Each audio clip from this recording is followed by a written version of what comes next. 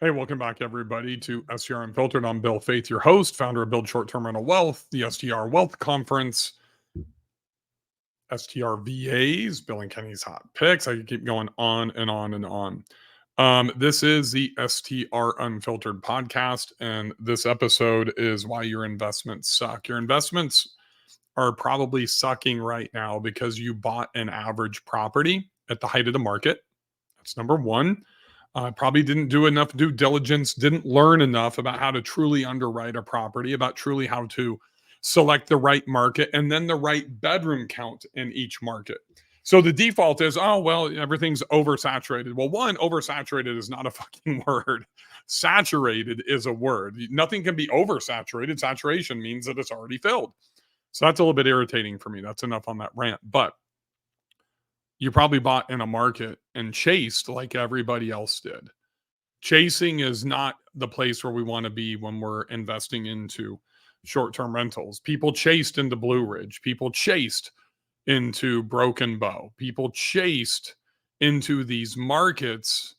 They bought average properties in the Smokies, and now they're cash flow negative. Look, because this is what matters. If you're watching this on my YouTube channel, if you're not, if you're listening to the podcast, jump over to my YouTube channel, Build Short-Term Rental Wealth. I'm wearing my EBITA t-shirt. That's earnings before interest, taxes, and depreciation. Our net cash flow. That's really what matters. And I know there's a lot of talk about IR, a lot of talk about, uh, you know, your return on investment with a cash on cash return. I use all those factors, but at the end of the day, if we're trying to build towards an outcome, the EBITDA, our net cash flow, is really the most important part. When you follow people, when you're chasing, you're never going to be able to get ahead of the curve.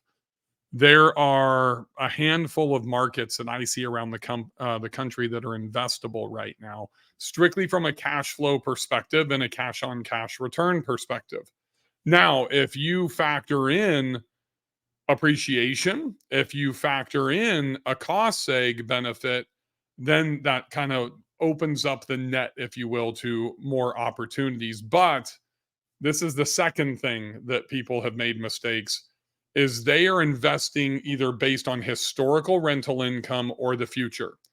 And most people speculated and thought, oh my God, if I invest in 2021, 2022, even back into 2020, this is short-term rentals. I'm going to make so much money. And they didn't understand that that was a wave, and the wave has now hit the beach and we're back to 2019. It's reality, folks.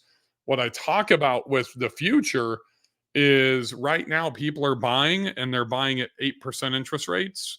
They're buying at 10%, 11% DSCR rates.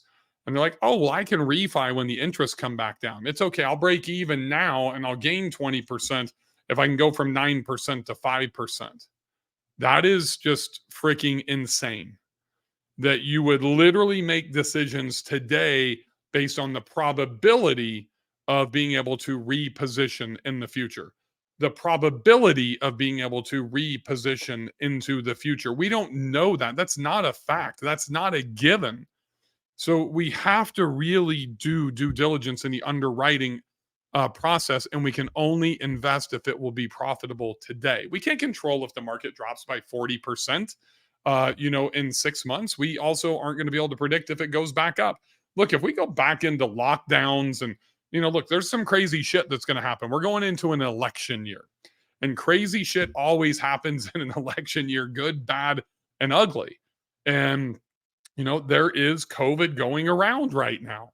It's just a fact. I fly almost every week to speaking engagements, to my properties. I'm going, as I record this, I'm flying down to look at a brand new property for a client that I'm procuring properties for right now. It is crazy how many people are wearing masks. It is crazy what's about ready to be dropped for travel and restrictions and masks and all that type of stuff. We thought that was gone. We don't know what's going to happen in the future, so we have to invest today. I'm going to tell you one of the most important things that has made me a successful entrepreneur is taking those 2 extra steps. Everything that I do that I become successful, whether when I was playing golf for a living and it's raining and I'm literally outside practicing in the rain, I'm the only person on the driving range. And that was instilled in me as a teenager. And that work ethic and really practicing doing things in harder conditions, doing things in harder conditions, more challenging conditions in practice so you are prepared when you get into the game. That's taking 2 extra steps.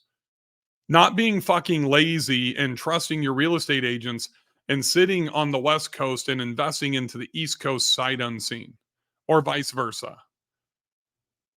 You cannot invest. You can't compete with me. You can't compete with the top level if you don't have an intimate relationship with your property. If you don't have an intimate relationship with your submarket, if you don't have an intimate relationship with your market, you can't outmarket me. You can't out hospitality me. When I have those intimate relationships, and the people that are at the top level, they do. They know those secret restaurants that, don't show up on TripAdvisor. They know the best places to get the ski rentals that is not on the mountain, because that freaking takes forever, right? So that's studying, that's going, that's putting our own eyes on the property, that's taking the 2 extra steps. Do the work that nobody else will do. That's the number one piece of advice I'll give to you in life. Do 2 extra things that nobody else will do, that the majority doesn't do, and that gives you a competitive advantage. I go to every one of my properties at least quarterly. My wife Bree and I are flying down to Gulf Shores tomorrow. We're procuring a property for a client, now a friend. We will also, if we have time, it's literally probably 10 houses down from from my property that I own, and 2 properties that I co-host. We'll at least see those 2, plus the one that I own, while we're down there. And we put our eyes on it. We know the new restaurants are opening. We know all of that information. The following week, I'll be in Scottsdale with my super team hosting our war room. And then after that, I'll be in Montana closing on my second property there and starting the design phase and the installation phase and all of that type of stuff personally. The third big mistake that I see people make after they haven't shown up to look at the properties and set their own eyes on it and become intimate with their market is they just literally have VAs do everything for them.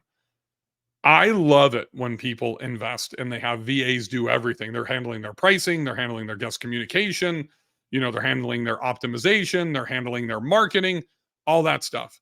Because I know I can do it better than a fucking VA. That's why I do my own shit. Because if I can do it better and I can implement automation, I dare you to have your VA that does your guest communication say, "Hi, this is Bob from the Philippines," in broken English, and I am going to be your co-host.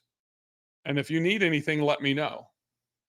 No disrespect. I have VAs from the Philippines and I love them. And Kenny Bedwell and I started a company, VA STR VAs, where you can get super VAs. But there's a difference between having them communicate with, that's one thing I don't do. I don't have them communicate with my guests. I'll research, I'll have them do some pricing. I'm going to teach them my strategies, but I'm still going to manage them, right? But I have my fingers into everything. This is not a set it and forget it business. This is a personalization hospitality business. It starts as underwriting, right? You're a real estate investor first. This is a business first and foremost. You have to underwrite the property. So you need to be really good at research. You need to be really good at running pro formas, doing calculations, forecasting, budgeting, all standard stuff that comes out of running a regular business. Then you have to become an interior designer. You need to know how to turn that property into a super property without blowing your budget. That's the key, right? Super properties are not just these mega expensive deals at all. My wife and I are closing on a 2-bedroom super property next week. And then we're going to fly to Montana. I shouldn't even say a 2-bedroom property that we will turn into a super property.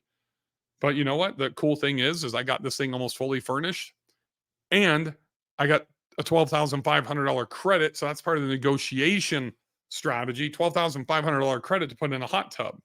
All we have to do is buy some living room furniture and, stock the kitchen and new linens. And honestly, we're good.